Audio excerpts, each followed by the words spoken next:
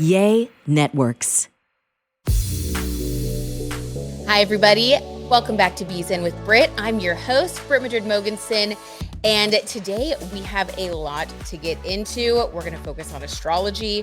We're going to spill a little bit of royal tea, looking at Prince Harry's astrology. So I'm so excited. And also, before we get into it, you guys, we are doing some very exciting things for the podcast. We are going to be launching an entirely new aesthetic. We're changing the name. It's going to be all of the things that you guys have given us feedback that you love, like astrology, celeb astrology, numerology, tarot. We're going to have so much fun, and that's going to be happening during Aquarius season. Very appropriate. All right, so let's talk about the stars and what you guys need to know in order to make the most of things, in order to get in alignment. So you guys are going to want to have your calendar for this because this is one of the craziest weeks in astrology. And here's why. So Mars went direct on Thursday, January 12th. Now, this is important because Mars has been in retrograde in Gemini since October 30th. So if you guys have been feeling, I know I have been, and I know a lot of my friends have been feeling this way too. If you've been feeling kind of like sluggish or not as aligned when it comes to things that you're usually very passionate about. So if you check your birth chart and you find where Gemini is in your birth chart, and we'll do more of that on the podcast this season, by the way, if you guys want to keep delving into your birth chart more. So Gemini rules like communication. Gemini rules the way that we, think, the way that we connect with other people. It's all about information. And when Mars is retrograde in Gemini, there's just a lot of confusion. So if you weren't feeling unmotivated, you may have gotten unmotivated because you started to feel like, well, I don't even have a clear path. Things are really confusing. So for me, I'll give you an example from my life. Gemini is my house of career. And like I just told you guys, we are relaunching, rebranding, changing the name, all retrograde things for this podcast, which is my career. So, I mean, it is so insane once you really have these dates, put them in your calendar, put them in your planner. That's what I like to do. And you can really see how your life is following, the cosmic plan, which gives you, like a sense of peace. And it also helps you to get motivated because you're like, this is not going to last forever. And it isn't. So January 12th, Mars finally went direct. And if you're not feeling it yet, you will be feeling it later on this week because we have this energetic opening where everything that was going retrograde is going to fully move forward now. And when Mercury goes direct on Wednesday, January 18th, we're just going to get that extra boost and you're going to really start to feel it in your life. You're going to get more clarity mentally. Things are going to start falling into place.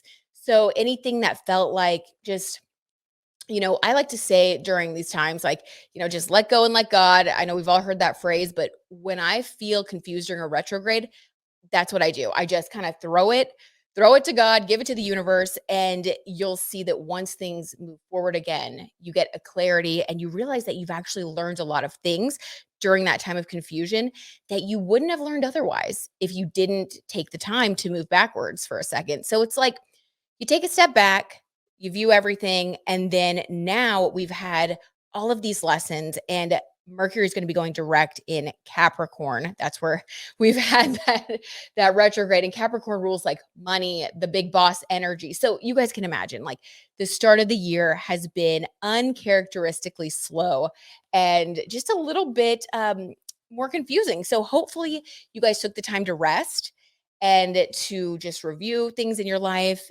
because now once we hit that, like, Thursday, January 19th, Dolly Parton's birthday, by the way, we're going to be moving forward. Everything is going direct and we're going to be feeling good. So get excited for that. You're going to feel that boost. And then another fun fact, there was a time period where Mars and Mercury were both retrograde between December 29th through January 12th. So if you guys were feeling extra confused, and I know I was, like, there's always that time period between like Christmas and New Year's that feels kind of off. But this year it was like between Christmas and like Thursday, the 12th. So you're going to see a big change. So let's get excited. I really can't wait for things to move forward. And when we come back, I'm going to tell you guys about the new moon that we have coming up this week. I'm telling you, the astrology is big.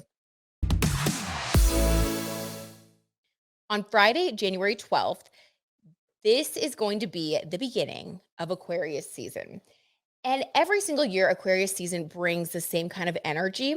However, this year in 2023, it's even bigger because we are getting a preview to a huge, huge astrological shift that's going to affect all of us.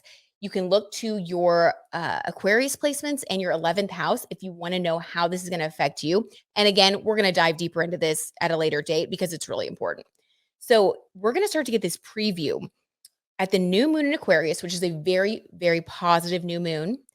Again, new moons, you guys, it's when we set our intentions. It's when we get a boost of energy. It's when all of a sudden the road seems clearer.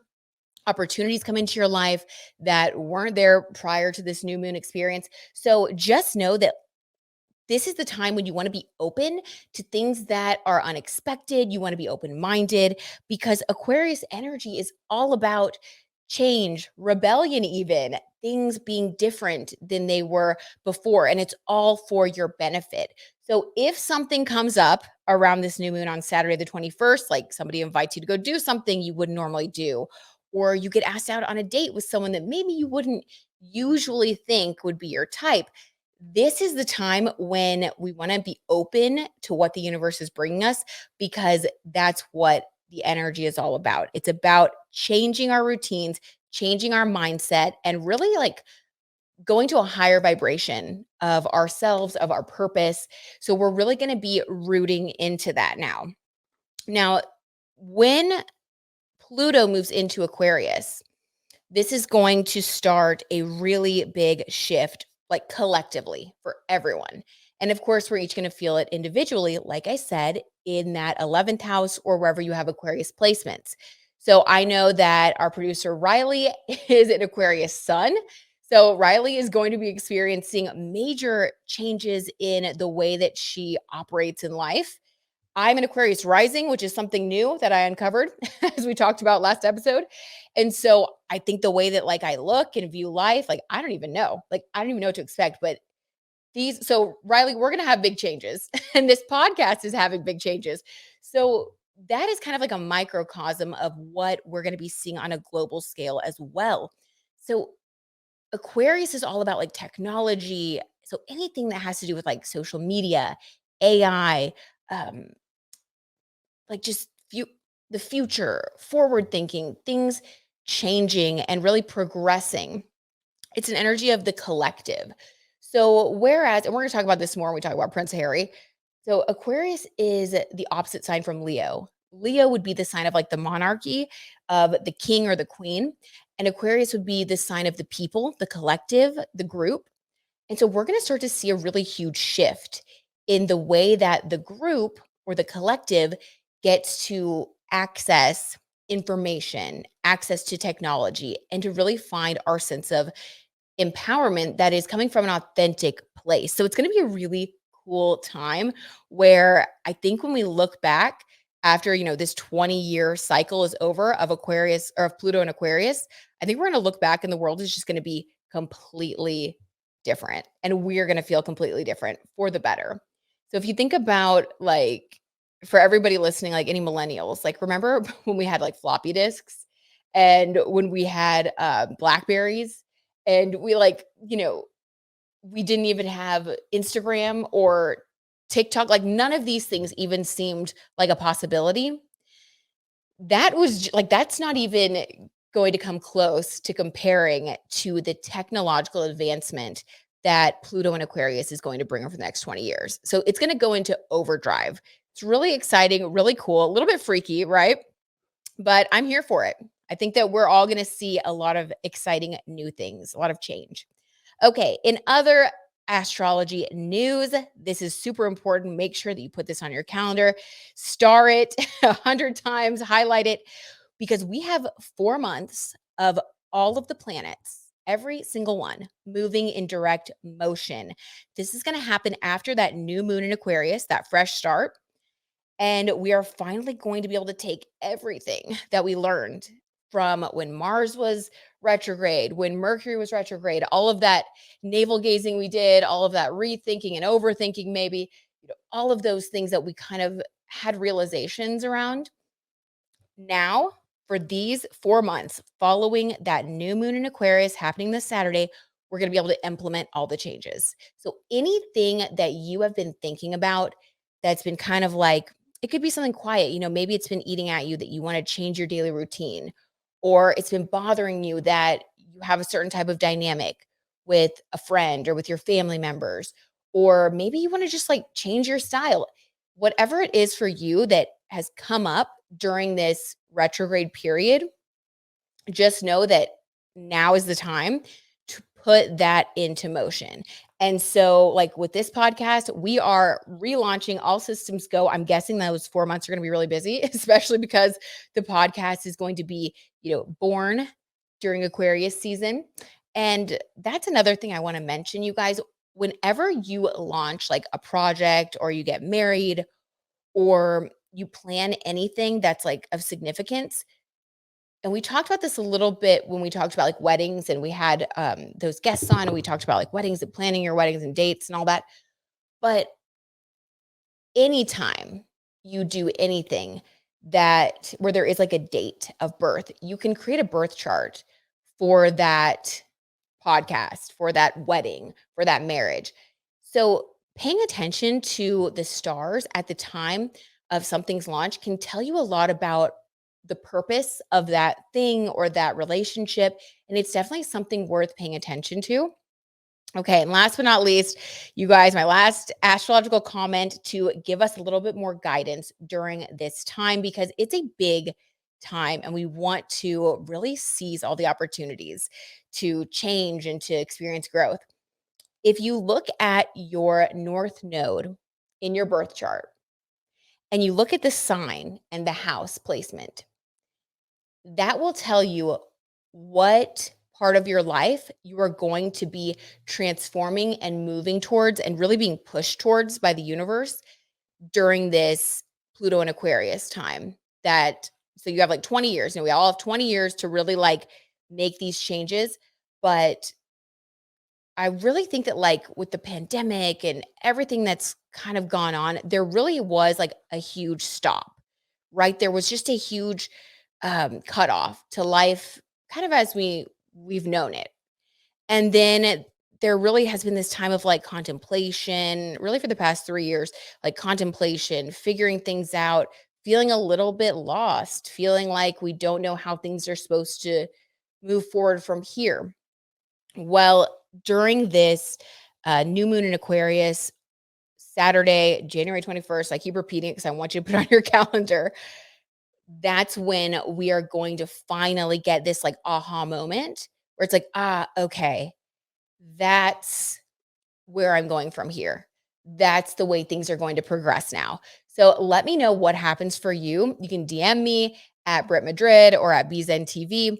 Let me know what happens for you. And if you guys end up wanting to share on the podcast, I may invite some of you guys, some of you amazing listeners on the podcast to share what you've learned and what's changed for you. We can look at your birth chart. All right. So when we come back, we are going to talk about Prince Harry and his book, The Spare. Everyone has been talking about Prince Harry's book, Spare. And I almost didn't want to talk about it on the podcast because apparently Aquarius rising, sometimes I want to be a part of the group, but I don't always like to follow what everyone else is doing. I guess it's a little rebel in me. But I saw Harry's interview. I guess he's like the Duke of Sussex now, right? I think. It's so confusing. But I saw his interview on the Colbert show. I love Stephen Colbert, love his show. It's like what my husband and I watch, in bed before we go to sleep.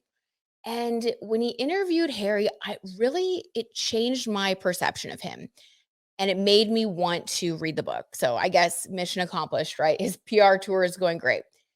Prior to that, I was kind of the camp that it's more of what I've been hearing like on other podcasts and other people talk about that they just seem like they're kind of going too far. Harry and Meghan, first they were on Oprah, then they had a documentary. It's like they keep kind of going over and over things that everyone seems to feel like have already been said. And it can come off just a little bit egregious, a little bit fame hungry. And after giving the book a chance, and after seeing him on Colbert and realizing like, oh, I like his personality. He seems sweet. What's his birth chart? So I was like looking at his birth chart in bed while watching. And I was like, all right, I need to read the book. So I ordered his book on Amazon. And as we know, Mercury was retrograde at the time of ordering it. So I accidentally got it in Spanish. I have it here. Lovely. And I was like I was so excited. I was going to read it last weekend.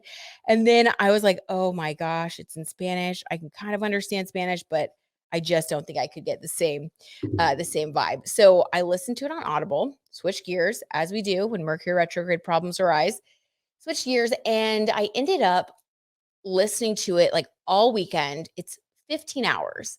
So I did fall asleep a few times. I was like listening to it before bed and I fell asleep a few times, but I definitely think I got the gist of it. And more importantly, I have Prince Harry's birth chart here so that we can talk about like not only like what was said, I feel like you can find that in a lot of places. So many people have done an amazing job covering like, the tea that was spilled, all of the royal gossip that came out and, the drama, like Harry and what's his name? And Will like getting in that fight where William pushed him and then he got cut on his back from falling and breaking the dog bowl. Like so much drama, like so many things that you're just like, oh my God.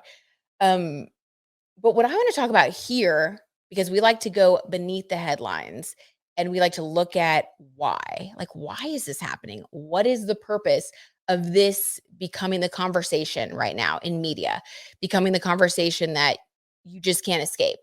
Well, when we look at his birth chart, we get some major clarity. So let's talk about his big three first. And then I'm going to tell you guys what I noticed that it just explains so much. Okay.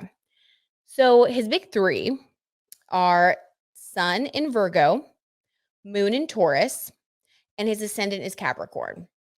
And what that means is that, like, his sun sign, his purpose, I guess also I might like him because I'm also a Virgo sun. So sometimes, when we have the same sun sign as someone else, we can kind of see them in like a more positive light because we can kind of see ourselves in them. So I see that with him, I feel like he is very kind-hearted. And a lot of people were thinking that that was kind of like a show. But I really felt like when I saw him in his interview with Stephen Colbert, and then when I listened to him, because in the Audible book, he reads it himself, which I'm actually really glad that the Mercury retrograde messed that up because I think hearing him speak the words helps you to like emotionally connect with him more. So I don't know if you're interested in like reading the book, consider the Audible because it was really good hearing it like in his own words and hearing his voice intonation. But his Virgo sun makes him someone that is really like a servant of the people. Like that is his desire. And whether or not he fulfills that mission to be of service, to be kind, and to have those Virgo like nurturing qualities, whether or not he actually fulfills that purpose is up to him. And I really think that him communicating all of these things in the book that yes, they are a little bit salacious, but I don't think that they're salacious because they're made up. I think that he's really just telling the truth. And I do think that there's a lot of value in that. So then we look at his moon sign in Taurus. And I think that knowing that his moon sign is in the sign of the bull, which is very, very not only stubborn, but like devoted and steadfast. Taurus energy is ruled by Venus. So his heart, his moon, what he needs to feel loved, to feel safe is the Taurus energy of like stability and beauty and like kind words and softness. And for him to grow up and to deal with his family in such a cold way, because that was just the way that things have been done, I can imagine why this was really so difficult for him because truly he has not received that moon sign comfort of Taurus energy. He's really received more of like a Scorpio vibe almost. Like there was just everything in the royal family that he talked about in the book had more to do with control than compassion, more with keeping up a brave face, making things look perfect rather than how things feel on the inside. And that can be really damaging for anyone, especially when you have a moon that is either in a water sign or an earth sign. And he has his moon in the earth sign Taurus. So that made a lot of sense why this is part of his mission is to communicate about moon sign things where he didn't feel that love, which is happens to be at home. Okay. So then let's look at his rising sign. His rising sign is Capricorn. Isn't it interesting, you guys, that everyone's talking about Prince Harry during Capricorn season? I'm sorry, we just have to pause for that. Like, what? So your rising sign is all about like the way you view the world, the way that you appear to others. And when it is the season of your rising sign or the season of your sun sign, there is more of a spotlight on you. And it just makes me so giddy to see that, like, okay, yeah, makes sense that during Capricorn season, that's when he is really coming into his own and really being shown in the spotlight in a way that he has never before experienced. So now let's go a little bit deeper into his birth chart and see the overarching purpose of like why is the royal family being exposed in this way? Why him? Why in this manner? Well, if we look at his Chiron and his North Node, I always talk about that, you guys, when we're talking about your birth chart. Those 2 points to me are almost more important than your big three because the Chiron sign in your chart tells you about your wound, which can also be, the area that number one, you need to heal, but it can also become your biggest strength, your biggest asset. And then the North Node, which is your destiny. So it's kind of like this dance as we, grow and as we become more of like the person or the soul that we're meant to be in this lifetime. It's this dance between like Chiron, fixing the Chiron, healing the Chiron, and like continuing to march towards and like embrace that North Node energy. And for him, you can't make this stuff up. His Chiron is in Gemini and his North Node is in Gemini. Gemini is a sign of communication. Also, what has been retrograde in Gemini for the past since October? Mars has been retrograde in Gemini. So he's been like it's just insane. So the timing is perfect. He's been reliving, rehashing, kind of like finally dealing with his not only his Chiron placement, which is the fact that he needs to heal through Gemini energy, which means he needs to heal through communicating. He needs to heal through telling his story. And then the North Node in Gemini is the way that he is supposed to show up in this life. His mission and his purpose, how he contributes, is through communication. Now, if we want to see what this communication is meant to accomplish, other than just us all having some tea to spill, we can look at his houses and we see, wouldn't you guys know, that his fourth house, which is the house of home, it's in Taurus, like we talked about, but it also contains his moon and his North Node, which means the way that he feels, his moon, and then also his destiny and his purpose, the North Node, both of those have to do with his home life. And of course, the royal family, the way that he felt abandoned, the way that he witnessed really just priorities kind of being in the wrong place. Now, he talks a lot about the press. And again, the press is ruled by Gemini energy. So, guys, it's so crazy. So, yeah, Gemini rules like the press because it's all about communication, how we get communication, how we get information out there, how we spread, stories and knowledge. And the fact that he talks so much about the press and how that was like, to him, that is the biggest hurdle in his life. And he believes that the press also, that's the reason that his mother was in that crash. So he really puts all of his pain into that Chiron and Gemini, the communication, the press, the way that they've treated him, the way they've treated his family.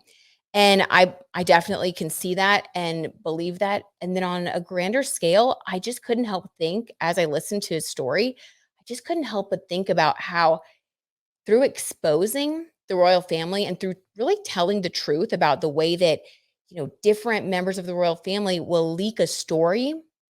So, for example, there was one story he told about how someone like put out there, someone in the royal family, could have been his father. It always says like sources, royal sources in the press, but he knew that it was someone in his family. Let's say, the approval ratings for Charles were down. Well, he would be the spare, the scapegoat, essentially. And Charles or Camilla, Charles's wife, would put out a story about Prince Harry, like drinking or partying. So it was kind of like throw him under the bus to change the focus. And so for him, he grew up constantly feeling like the spare, the scapegoat, the black sheep of his family. And through communicating about his pain, Chiron and Gemini, he is able to create change and really like expose darkness and bring a light to things that have been hidden and things that are really unhealthy, right? I don't necessarily think it's healthy to put one family on this pedestal because we're all a human family, right? We're all Aquarius energy. We're all the same. We are all, you know, in this human experience together. And through these kind of fake things like the monarchy and even celebrity, we talk about celebrity, but everyone's just people, right? At the end of the day. So I think that really him kind of in a way like kicking them off the throne, he's helping people to realize like their internal worth and that we don't necessarily need to pedestalize anyone. All right. So last but not least, you guys, his 11th house was really interesting. The 11th house is the house where Aquarius is, of course, but it's also the house that rules like groups, right? It's like groups, technology, all the Aquarius things. And he has his 11th house in Sagittarius, which is the philosopher, the adventurer. And he has his Mars and Uranus in that house. Mars is your drive, your passion, the things that you fight for in this life. And Uranus is like surprise, like surprising things. And so I totally just think that his book is the culmination of this part of his purpose where he is meant to 11th house share with the group, share with everyone through his Mars energy, feeling passionate about sharing these things, and Uranus surprising the hell out of everyone, including his family. Like, who would have thought that someday we would hear about Prince Harry's Todger being frozen, right? Like, it's shocking. And that's exactly what he's meant to do. And oh, I forgot to tell you guys, this was also kind of crazy. So I feel like he had another thing that was, oh, yeah. All right. So his Pluto is in Scorpio, and Pluto moves so slowly. Like we just talked about Pluto moving into Aquarius for 20 years. Pluto is like such a slow moving entity that it's generational. So millennials all have their Pluto in Scorpio. So like I'm a millennial as well. That's where my Pluto is. Meaning the millennial generation is meant to come into their own and create change by exposing things that are hidden or like bringing things in the darkness into the light. And I really think that in an Aquarius season, like literally this week, you guys, we're going to start to see more of that coming through in the generation, like exposing things that are taboo, hidden, bringing like just secrets, exposing secrets so that things can be healed. It's fascinating. I love it. And I loved his book. I thought it was so interesting, even though I did fall asleep a few times just because it was like 15 hours is a long time to listen to a book. But it gave me a new sense of like respect for him. And yeah, I hope that he like not only creates healing within himself and like his family and like ends the cycle, for his kids, but I also hope that like it brings awareness to everyone about what I said about people really being equal and not feeling like they can manipulate each other in that way. It's so nasty when you really get into it. Okay, so that's it for today, you guys. And I want to leave you on this very Dolly Parton note because it is our queen's birthday, January 19th. And so I have this little book, Pocket Dolly Wisdom. I just want to open it because I love to do that. We just like kind of open a book and you're like, okay, Spirit, what am I meant to hear? So let's just randomly open this book. All right. Here is the random quote that we have from Dolly. I will never retire unless I had to. As long as I'm able to get up in the morning, get that makeup on, get those high heels on. All right. So I guess you guys, we're just supposed to keep it going. Use that energy this week. Be inspired by Dolly. Yeah, she won't quit. And I hope you guys have an amazing week. be sure that you send me those DMs about what's going on for you guys in the stars. And I just want to send you a big hug. Good job getting through the Mars and Mercury retrogrades. And look forward to seeing you guys next week and to the launch. I can't wait to share with you guys everything that we've been working on. All right, take care.